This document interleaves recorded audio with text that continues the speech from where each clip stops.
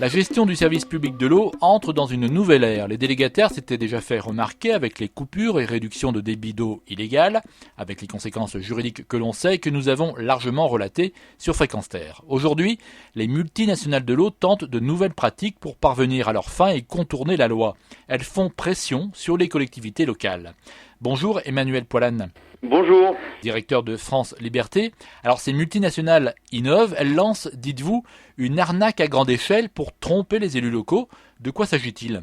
Donc il s'agit de la volonté notamment des trois grandes multinationales françaises de l'eau, Veolia, Lassor et Suez, de s'appuyer en fait sur les modifications législatives et notamment sur l'application de la loi Brottes contre les coupures d'eau pour en profiter pour mettre en place des avenants qui visent à couvrir les soi-disant frais supplémentaires qu'entraîne l'application de cette loi et de faire en sorte d'augmenter les profits qui sont les leurs. Et ça se fait sur le dos des élus dans le sens où ils pratiquent ces avenants sans rien expliquer et en faisant en sorte de bien faire comprendre aux élus qu'ils n'ont pas le choix et qu'ils n'ont qu'à signer en bas de la page. Et avec des mentions dans ces avenants qui autorisent les réductions de débit avec l'aval de la commune. Alors ça c'est vraiment la partie illégale, c'est la partie qui nous évidemment nous fait bondir puisque on se bat donc maintenant depuis 1 an et demi suite à la décision du Conseil constitutionnel pour faire valoir le fait qu'une réduction de débit c'est la même chose qu'une coupure d'eau.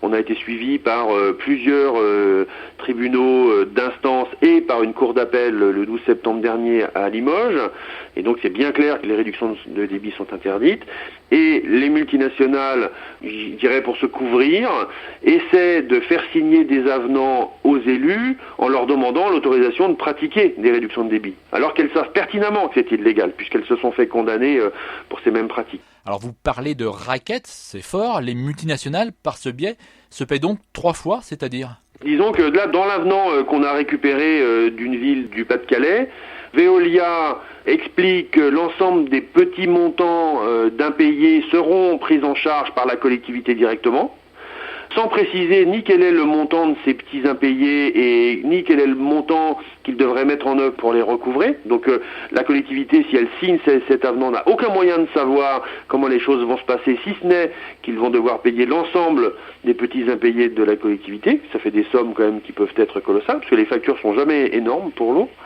Donc ça c'est la première couverture des impayés. La deuxième couverture des impayés, c'est que Veolia explique que s'il y a un doublement des impayés, Veolia aura la main libre pour augmenter le tarif de l'eau.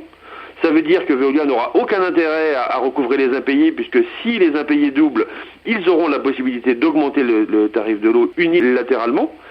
Donc c'est la deuxième couverture des impayés. Et enfin, il propose dans l'avenant de mettre en place une part fixe supplémentaire, un abonnement supplémentaire annuel de 8 € par abonné pour couvrir le montant de ces impayés.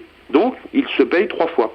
On l'a dit, les réductions de débit comme les coupures sont illégales et pourtant la SOR continue ses pratiques en toute transparence. Elle a même prévenu le maire d'une petite commune du Calvados.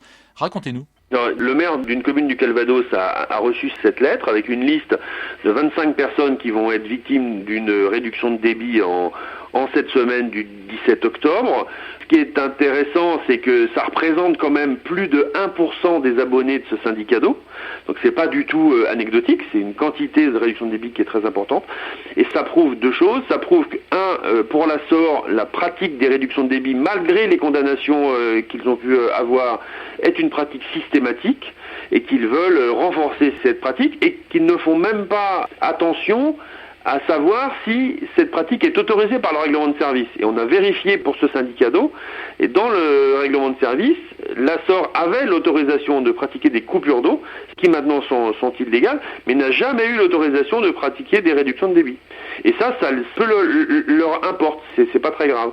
Et du coup, heureusement, le syndicat d'eau a réagi et fait passer actuellement une délibération pour modifier le règlement de service et faire en sorte que pour les résidences principales, les coupures et les réductions de débit soient interdites.